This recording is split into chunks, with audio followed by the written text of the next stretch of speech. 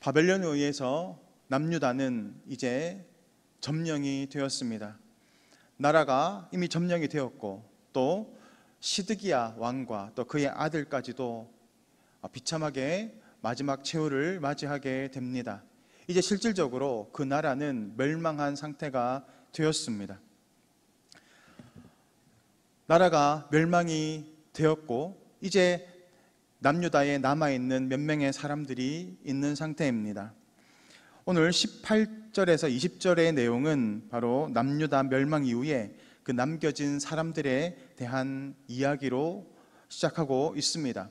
그곳에 남아있는 사람들은 성전을 섬기는 자들이었습니다. 바벨론 왕은 얼마간의 사람들을 남유다에 남겨둔 상태로 있었는데 갑자기 왕은 그 남겨져 있는 사람들을 다시 다 사로잡으라고 합니다. 오늘 그들이 누구인가에 대해서 성경은 이야기하고 있는데 바로 성전을 지키는 자들이었습니다. 제사장과 또 종교 지도자들, 또 성전을 지키는 문지기들, 이런 사람들이 갑자기 다 잡혀서 림나에 있는 곳으로 끌려가 죽임을 당하게 됩니다. 그들이 왜 갑자기 이런 죽임을 당하게 되었는가? 바로 바벨론에 대한 반란을 모의하였기 때문이었습니다. 그들은 생각했습니다. 이제 하나님의 나라가 이제 멸망을 당했는데 다시 부흥시켜야 한다, 독립해야 한다, 다시 회복시켜야 한다라고 하는 그런 생각에 사로잡혀 있었기 때문이었습니다. 그것은 매우 정당하게 보입니다. 자신의 빼앗겼던 나라, 지금 무너져 있는 나라를 다시 세우는 것, 그것은 당연한 것처럼 보이지만 그들은 그들의 사명을 먼저 바라보아야 했습니다.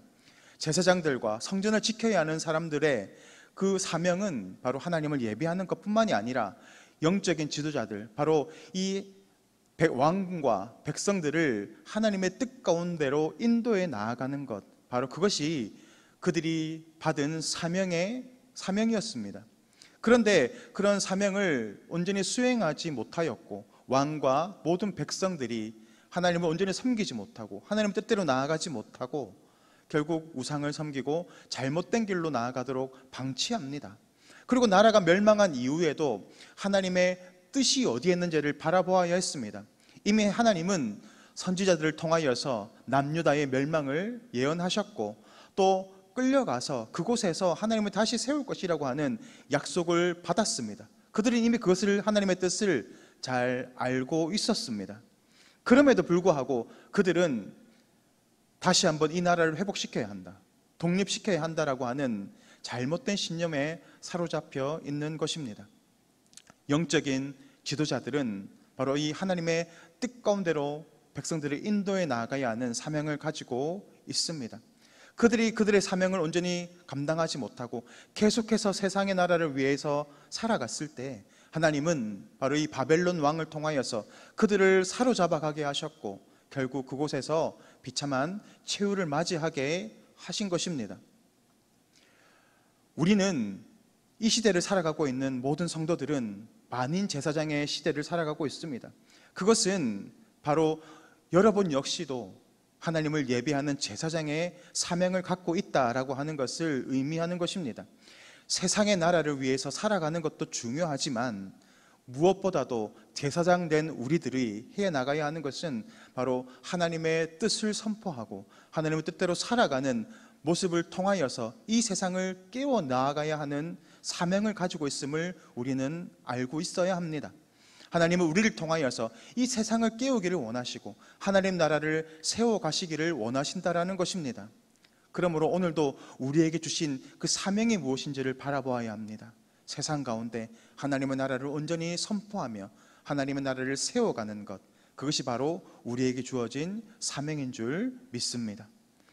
오늘 바벨론 왕은 남겨진 이 남유다에 그달리아라고 하는 총독을 세웁니다.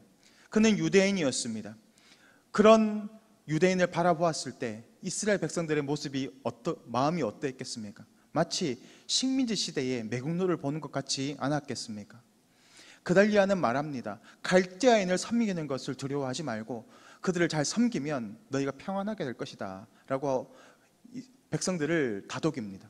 그렇지만 이 자존심이 강한 유대인들은 그 말을 듣지 않고 결국 그달리아를 죽이는 그런 모습으로 나아갑니다.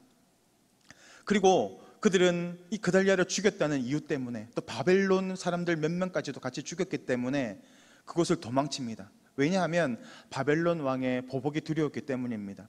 그들이 행한 곳이 어디입니까? 바로 애굽입니다. 이 애굽은 당시에 반바벨론 정책을 펴고 있었습니다.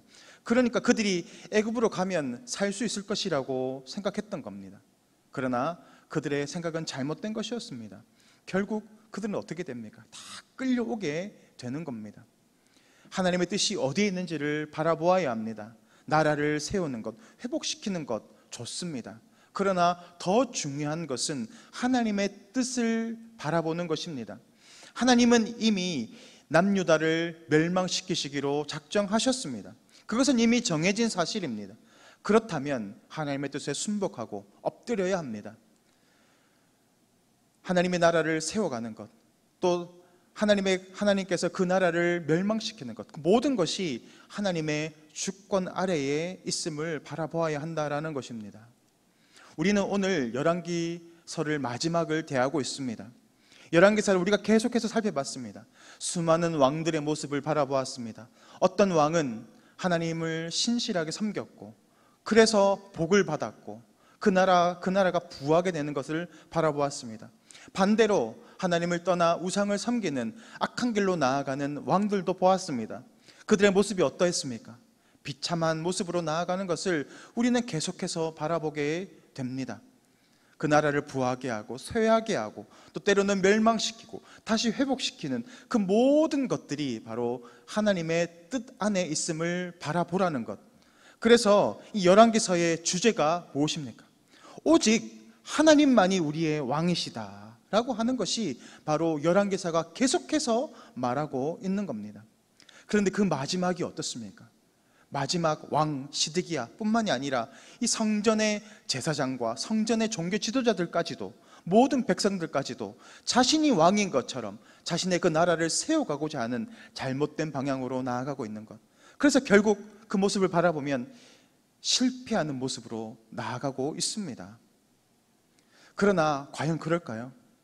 하나님은 남유다에게 다윗의 언약을 허락해 주셨습니다. 다윗의 왕위가 영원히 나아가게 될 것이다 라고 약속하고 있습니다. 그런데 그 마지막의 모습이 어떻습니까? 실패하는 모습으로 나아가고 있죠. 그런데 그렇지 않습니다. 27절 말씀 우리 다 같이 읽겠습니다. 27절 말씀입니다. 시작. 유다의 왕 여호야긴을 옥에서 내놓아 그 머리를 들게 하고. 잡혀갔던 이 여호야긴 왕을 다시 37년 만에 밖으로 석방시킵니다. 그리고 그곳에 있는 모든 왕들보다 좋은 대우를 받게 하고 또 먹을 것을 끊임없이 제공하였다라고 열왕기서를 마무리하고 있습니다. 뭘 이야기하는 것일까요? 다 꺼져가는 불꽃처럼 보이지만 하나님은 자신이 그 한 약속을 기억하고 계신다라는 것을 보여주는 것입니다. 멸망당한 것 같고 이제는 소망이 없는 것 같은 남유다의 이 여호야긴 왕을 다시 회복시켜 나아가는 그 모습을 통하여서 이제 하나님은 이 남유다를 다시 완전히 뽑고 멸망으로 나아가겠지만 결국 바벨론으로 옮겨 심고 다시 회복시켜 나아가고자 하는 그 약속의 불씨를 남겨두고 있는 것입니다. 모든 것이 끝난 것처럼 보일 때가 있습니다. 소망이 없는 것처럼 보일 때가 있습니다. 그렇지만 하나님의 약속은 영원히 변함이 없습니다. 그러므로 오늘도 우리가 붙잡고 나아가야 하는 것은 바로 우리에게 주셨던 하나님의 약속입니다. 소망이 없고 아무것도 보이지 않는 절망의 상황 속에 있다 할지라도 하나님의 약속은 여전히 유효합니다. 하나님은 오늘도 그 약속을 붙잡고 믿음으로 살아가는 그 믿음의 사람을 통하여서 하나님의 나라를 세워가시고 그의 삶을 통하여서 위대한 하나님의 뜻을 이루어 가십니다. 그러면 오늘도 우리의 사명의 자리를 잘 지키고 하나님의 말씀을 붙잡고 믿음으로 승리하는 동북의 성도님들 되시기를 주님의 이름으로 축복합니다. 화면을 보시고 기도의 제목을 다 함께 읽겠습니다. 내 생각과 고집을 버리고 하나님의 뜻에 철저하게 엎드리는 순종의 삶을 살게 하옵소서. 하나님의 약속을 붙잡고 오늘도 믿음의 자리를 지켜내게 하옵소서. 아멘. 이 시간 다 같이 기도하겠습니다. 신실하신 하나님 아버지, 오늘도 하나님의 그 말씀을 우리 가운데 허락하여 주시고 그 말씀을 붙잡고 나아갈 수 있는 은혜 주시니 감사합니다. 상황이 어렵고 답답한 상황 가운데 있다 할지라도 오늘 하나님의 그 약속을 붙잡고 믿음의 자리를 잘 지켜내서 마침내 영광스러운 하나님의 그 역사를 바라보며 그 역사의 주인공으로 일어서는 우리의 삶이 될 수 있도록 주님 도와주시옵소서. 감사를 드리며 예수 그리스도 이름으로 기도드립니다. 아멘.